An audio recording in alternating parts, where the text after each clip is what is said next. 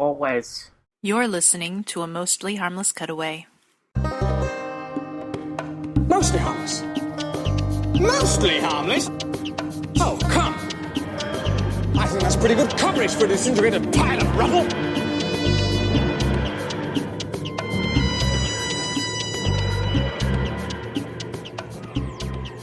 Hi, this is Eric. And this is Josh. And welcome back to this Mostly Harmless Cutaway. It's number 115. Yes. Yes, we're back. Yeah, we are back. I know it hasn't been too long, but here we are. And yes. Good times Doctor Who. Lots of Doctor Who. Lots of Doctor Who. Yes. And definitely like the way this series is working out so far.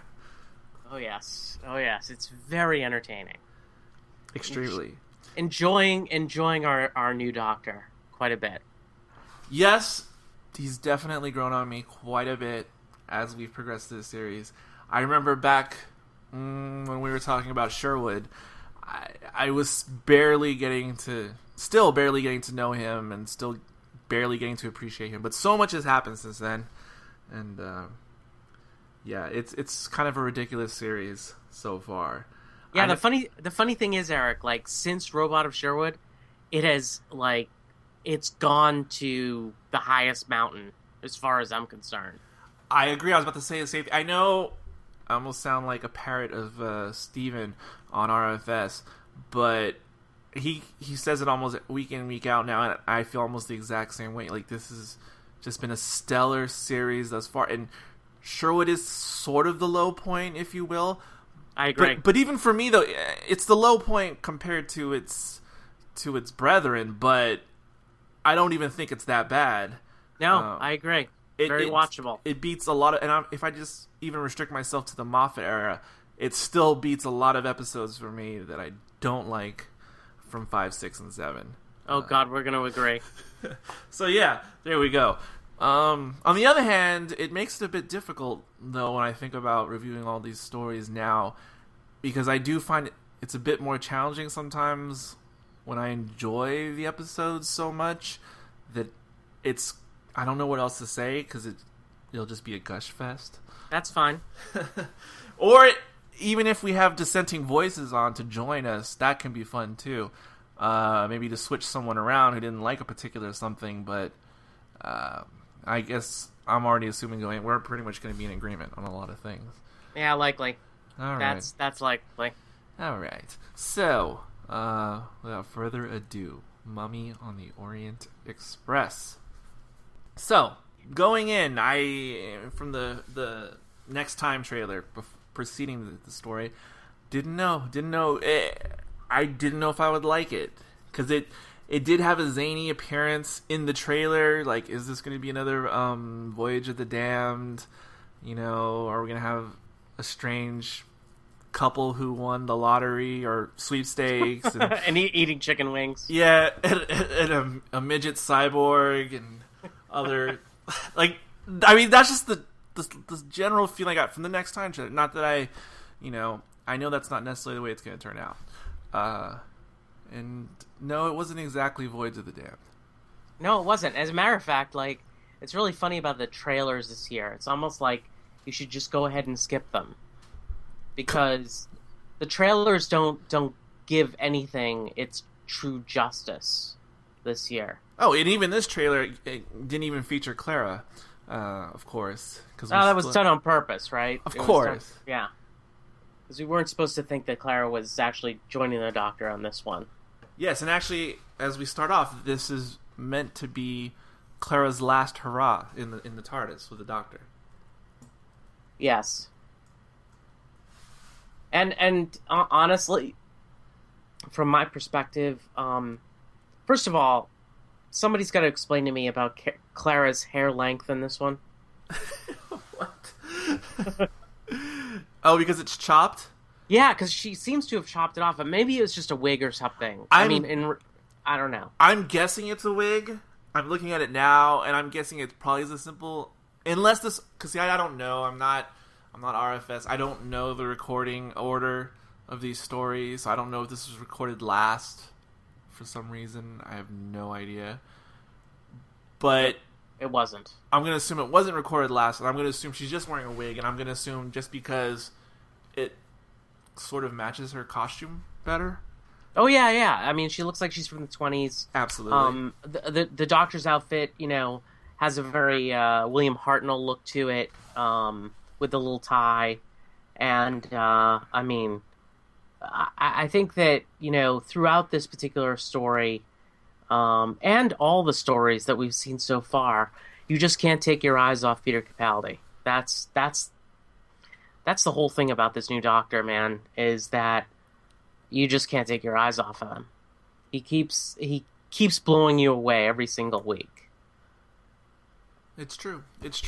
I definitely, his, whatever you want to call it, his difficultness, it has grown on me over the course of this series. Because, I mean, I remember just seeing him during his regeneration, his brief regeneration scene. He just sort of looked like an aged David Tennant, like scampering around. And at least visually, I thought, he's not gonna be different enough for me. But we've definitely come a long way since then. Oh, without a doubt. Yeah, I mean, and again, I think that we have the confluence of two very positive characters that we're looking at. Clara, Jenna Coleman, certainly holds a scene extremely well without the Doctor. She and in Mummy, I mean, there's a lot of parts where she's, without the Doctor and with what's her name, the woman that she's with, and it's now escaping me, the blonde woman. Yes, and going back to this, you reminded me of, I remember browsing the Twitters when this story went out, and I remember many people were complaining like, "Oh, great, why is Clara stuck for so much of this story? I want more Clara and whatever." But is this one? It's a Clara Light episode. Yeah, exactly, and it seemed like a lot of people didn't even know that. I mean, it seemed to me. That's the thing, is they figured out how to do the light episodes in the last couple of years. Particularly this year, they've done a very good job. Yeah, they do it, because that's my point, because I'm taking that into consideration. I'm thinking, wow, she's actually in this quite a lot for this to be the so-called Clara Light episode. But other people, I guess not in the know, were annoyed. Why is she just put aside? The Doctor and Clara seem to spend a lot of time on the phone in Mummy. They do. And they spend a lot of time on the phone in general, I think, throughout the season. Yeah, they do. But, I didn't think of it in context of the entire series, because, I mean, I don't know. It's something they did, like, in, what was it? In Matt Smith's one, where he's what is he? The tenant? Not the tenant. The lodger. When he's in the lodger. I mean, that was the Dr. Light episode as well. And, of course, they had the earpiece thing, and they still stay in contact. It seems like that's the go-to way to bridge them with the separate shooting for these stories with either Companion or Dr. Light. Yeah, they have figured it out. But, I mean, I think that the thing about Mummy that I really loved is that I first of all, I love Base Under Siege. I think that's very classic Who. And Base Under Siege, without any idea as to what is going on, adding to that the little timer in the bottom left-hand corner of the screen, every single time the lights blinked, was just brilliant. I mean, it really took me into the story. I just remember this story as being, one of my absolute favorites of the season so far, and it's just fantastic. I mean, I love the Doctor in this. He's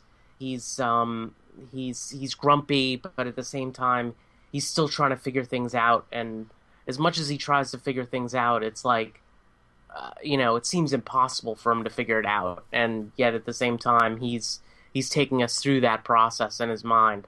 Just love it. And also, so far this year, it seems to me like this is perhaps one of the ones where this new Doctor seems like the most callous, because he seems to just be throwing humans away like his human guinea pigs in this story. It's a bit alarming at times. I mean, it seems like he doesn't care about the victims so much. Yeah, it's funny because we'll say that the other Doctors in the past have cared a lot more about the victims, but the only difference between this Doctor and previous Doctors is that he's actually been more outward and open about the fact that he's trying to solve the problem and he's trying to save the many instead of the one. And other Doctors who we've seen in the past have been more human when it comes to losing one person, whereas this Doctor is more like, okay, I'm going to save all of you, but I'm going to save as many of you as I possibly can, because that's much closer to reality. Instead of saving everybody. Yeah, absolutely.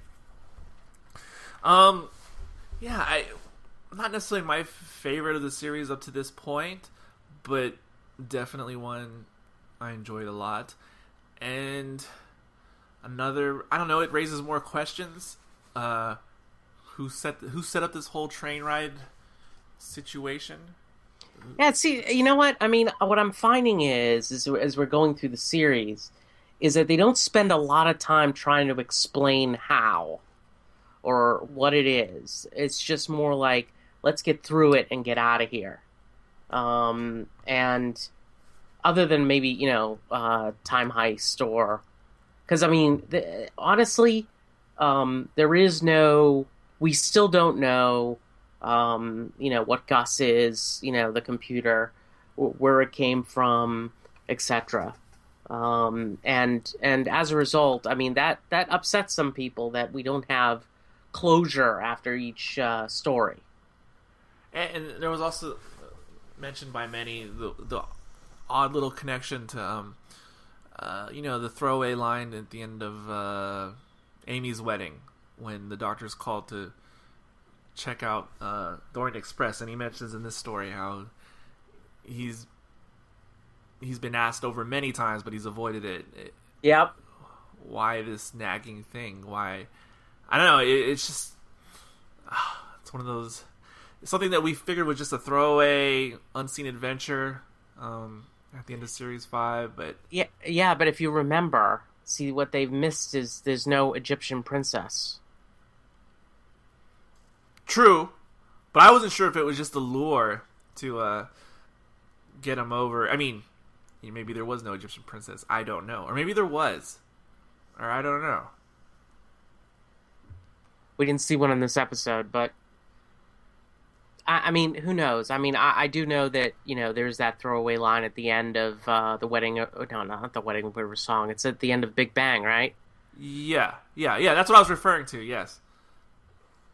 So, I mean, there is an allusion to an Egyptian princess there, which is not mentioned here. I don't know whether that was just an oversight or just... Well... Not I take it as the retcon in this story is just saying that someone's been just trying to tempt the Doctor, and so it may not have been a truthful request in the past, So, you know what I'm saying? Like, yeah, no, I can buy that. I mean, I think that's what the retcon is now, because I'm sure they didn't have this in mind, or I'm assuming they didn't have this in mind 3 years ago. It's just another way just to... Well, you never know with Moffat, You never know, but I'm just going to say plans that... out. I'm just going to say it wasn't the plan. Exactly. But, I don't know. And of course, let's see. This is one of two stories written by Jamie Matheson. Yes. I only know this because I heard it on RFS, but I guess he wrote the next episode that comes after this, Flatline first, and then they asked him to do another, so he did Mummy. And kind of like Series 7, right? Yes, it is like Series 7. What was it? It was Akaton and Hyde. Hyde. Yeah. But it seems to have worked out pretty well. Yeah, so I mean, again, I think that Mummy is just a brilliantly conceived 45 minutes of Doctor Who. I can imagine they could have stretched this out to being 4 parts, 25 minutes each, in the old series and in the classic series. And I mean, the Frank Skinner Frank Skinner character could have played a much bigger role in a longer story. But what did you think of the Frank Skinner role in this? He was great. I mean, his character had a classic Who feel, I guess. Maybe because it is a quasi-period piece. I mean, in setting, anyway. And I don't know. He's a character that, for whatever reason, has a lot more gravitas, and he's just a more aged, experienced character. And we don't get too many of those besides the Doctor these days. Yeah, did you kind of hope that he would agree to stay on? It was kind of a weird thing when at the end when the Doctor offered him a spot on the TARDIS to help fix some of the TARDIS at the end. Oh yeah, for sure. But I don't know. I guess I never think that anyone's going to be on the part of the team now, since it seems more recently companions keep getting telegraphed so far in advance that I'm sort of assuming that no one's going to be an unexpected companion. So I just don't think anyone's going to be on board. I mean, same thing with the Journey Blue or whatever her name was, and Into the Dalek. I thought, this would be nice, but it's not going to happen. And of course it wasn't going to happen. Yeah, it's interesting. Whoever they decide to be the next companion, it's going to have to be a very interesting type of situation where, they're going to have to appreciate the Doctor for who he is and not just be stuck with him. You know what I'm saying? Mm-hmm. I mean, they're going to have to be the Mel for Colin Baker. Is that what we're looking for next? That's what we're expecting next? That's got to be it, because, Perry was stuck with the Sixth Doctor, and he was kind of a jerk. And, and then we had Mel for some strange reason we never found out. Oh, and this is tenuous at best, but you mentioned Mel, and it's not a huge connection, but in the back of my mind, as I was watching this story, for whatever reason, I thought of Vervoids. I don't know. There's nothing direct about it, but the idea of a weird self-contained whodunit type boiler, it made me think of Vervoids for whatever reason. Cause that's interesting.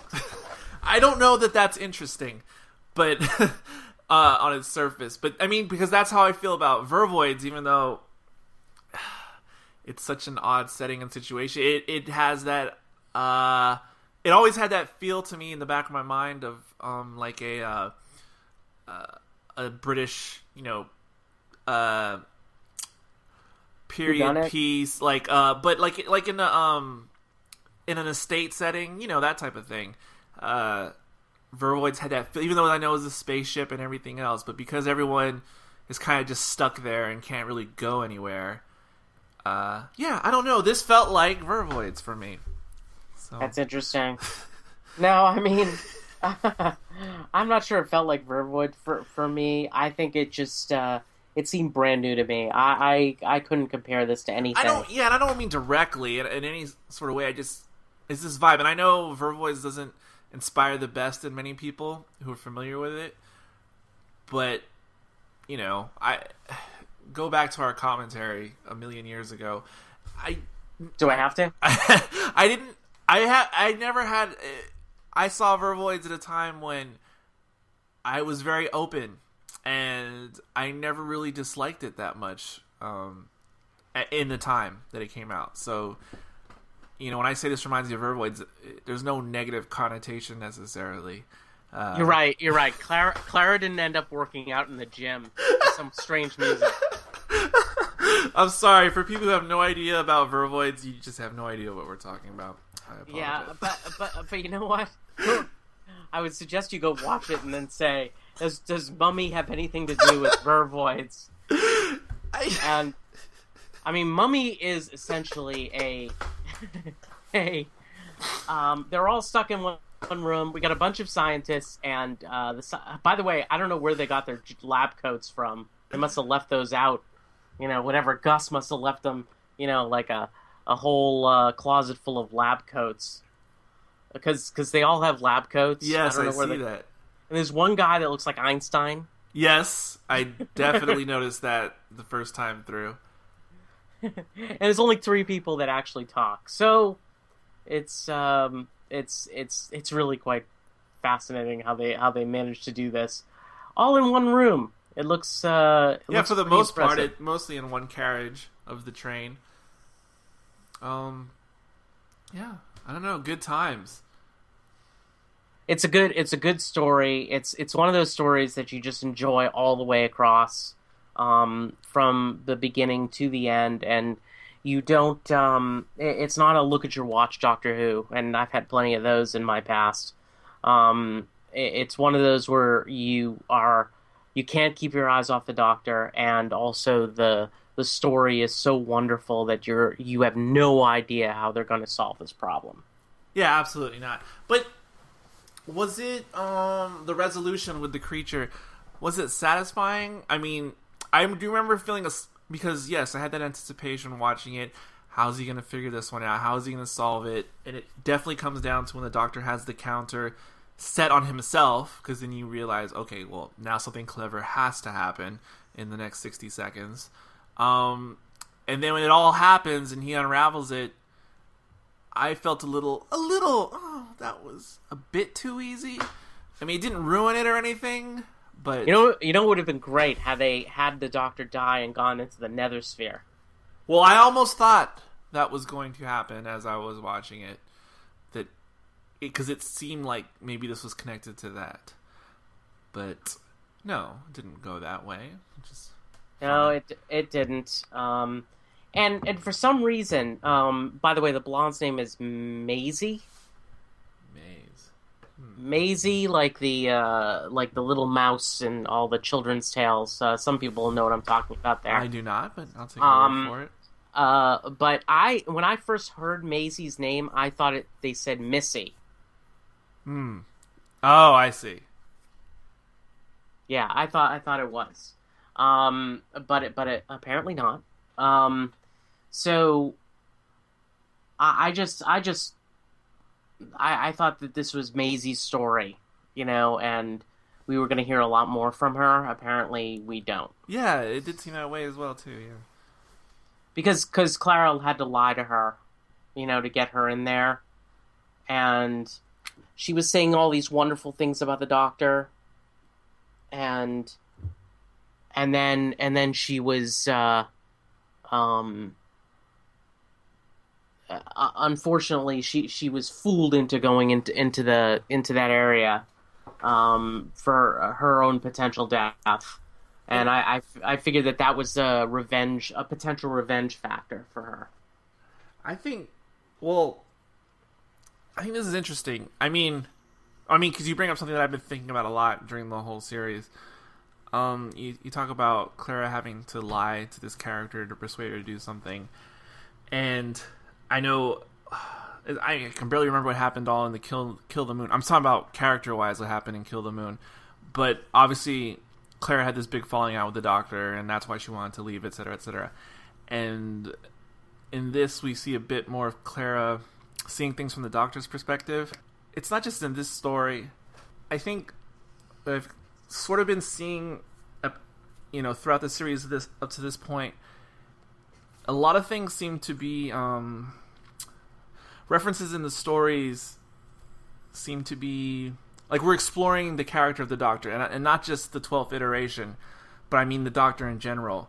There was a lot of reflection in stories we've already seen, like in Dalek and whatnot.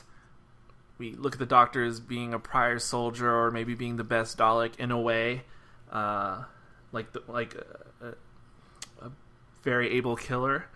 And let me think. Well, I mean, in Robot of Sherwood, he was the biggest scene in Robot of Sherwood was when he was able to hit the target and stuff like that. Mm-hmm. Yeah, and Listen, it's all about really his own fears. Yes, absolutely, and I feel there's been this trend, and then in this story with Clara, for her own character's sake, kind of seeing a bit into why the Doctor does what he does. It's still more exploration of this character, of this alien, the Doctor, or at least for Clara's sake, and for I don't know, I mean, yeah, I mean, I was thinking, because wasn't there some hubbub in Deep Breath about I mean, at the time when he had seen it, we were like, why all this? As if Clara's getting to know the Doctor, not just the 12th, but the Doctor in general for the first time. We were all confused. Why does she act like she doesn't even know him and understand that he regenerates and changes? But it was postulated, I think, by us and others at the time. Well, it's because we're just really using Clara as the viewpoint of the fan for, like, I guess perhaps the newer fan or whoever. I don't know. The whole thing, it just seems like an exploration of the Doctor in general, week in and week out, to some degree. Sometimes more overtly and sometimes less. No, I don't disagree with you. I think that that's the case. I think that and Moffat does this all the time, and every season there's always this, I don't know, this theme. He always presents us with multiple themes, thesis statements on the Doctor, which he experiments with throughout the series that he builds. And this year it's all about, am I a good man? Am I a good man? The soldier. I don't like soldiers. But at the same time, he's willing to let people die. It's all the things. What did he say? Initially, I want to put things right. I've been around for 2,000 years, and I want to. I've gone through a lot of situations, and they've been wrong, and I want to make them right. And it's just it's fascinating because a lot of those thesis statements aren't, shall we say, obviously discussed, but they are certainly hinted at through the series so far. The Doctor is smarter than everybody else. And he's always shown that he's been smarter than everybody else. But he seems to enjoy when he doesn't know something. Oh, absolutely. And as a result, here in Mummy, I mean, he literally gave himself Maisie's feelings about her mother and her grandmother, etc., in order for him to have literally 66 seconds to make a determination of what this was all about. I mean, how much did he know when he gave himself that grievance?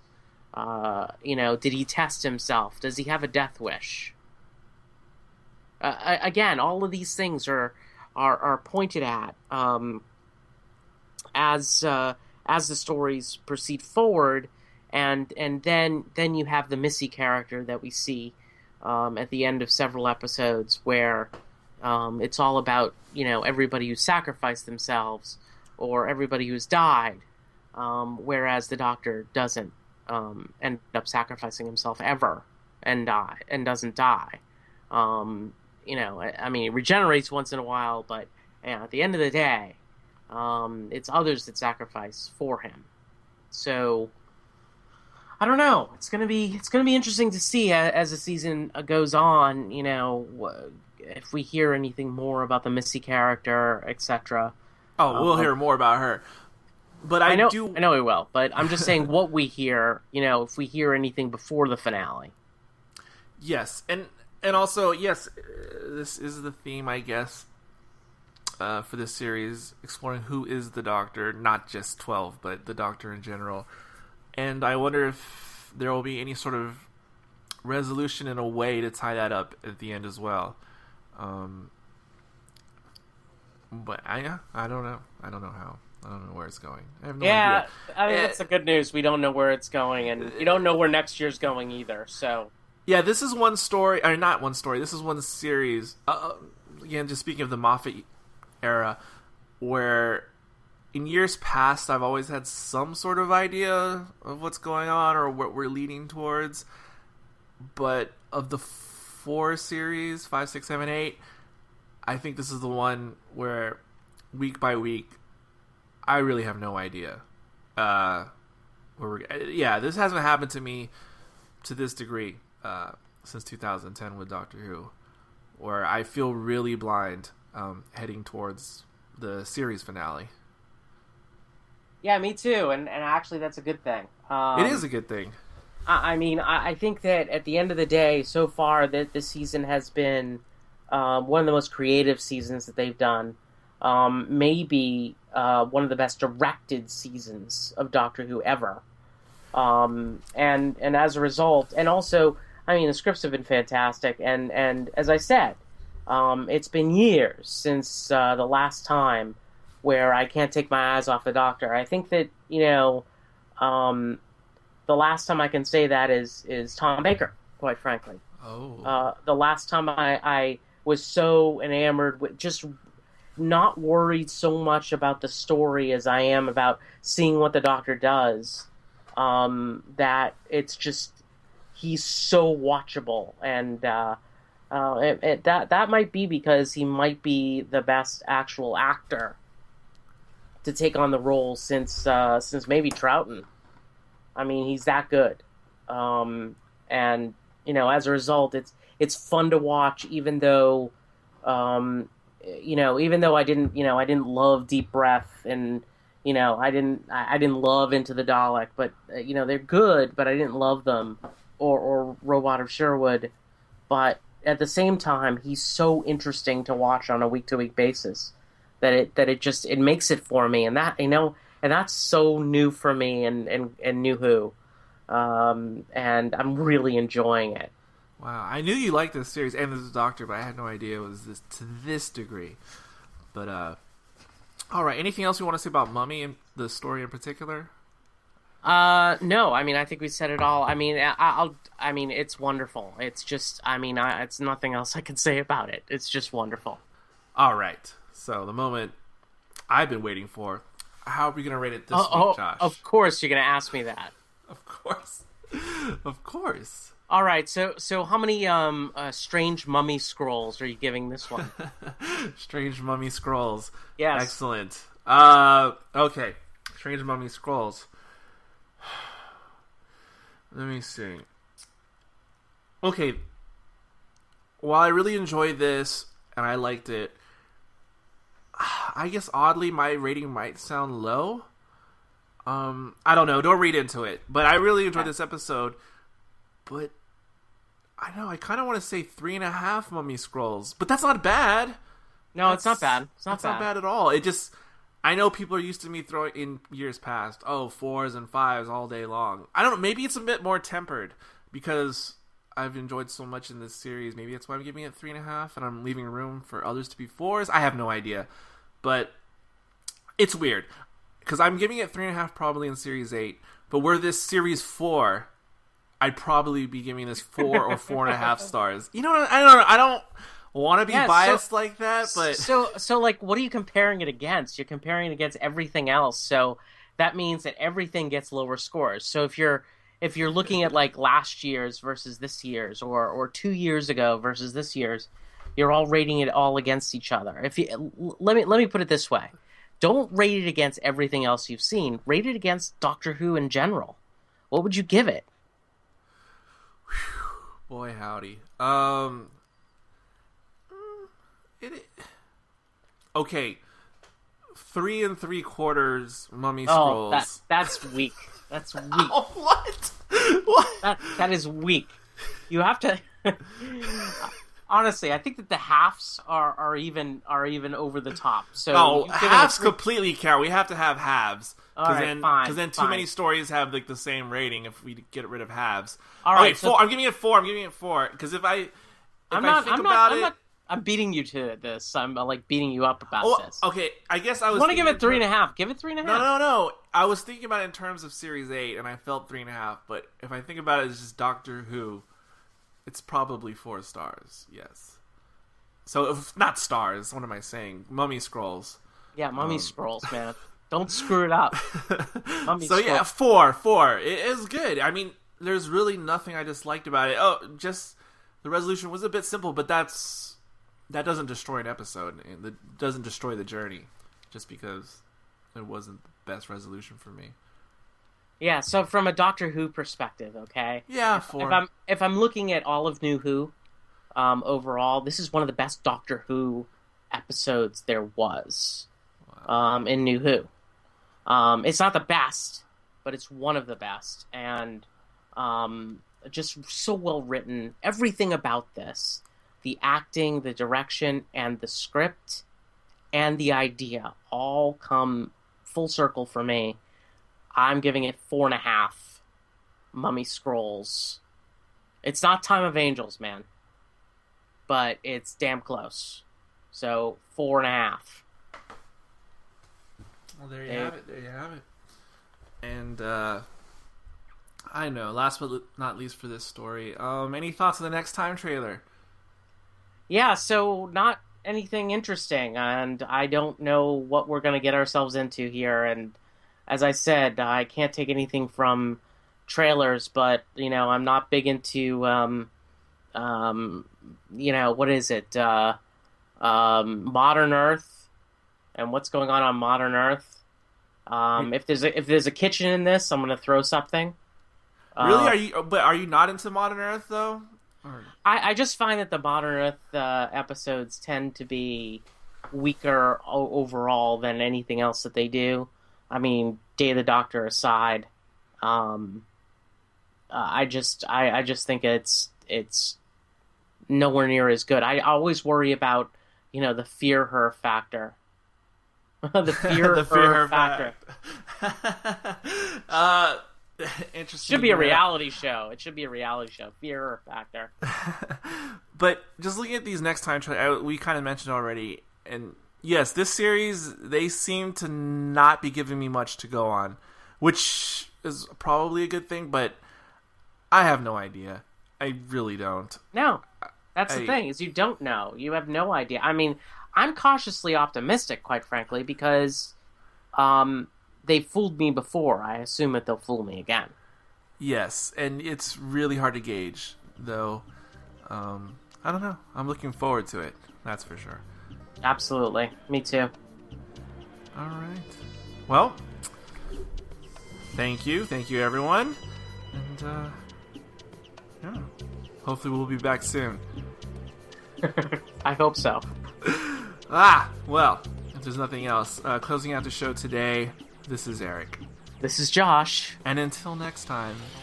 Even if you only have 66 seconds and a mummy is after you, don't panic.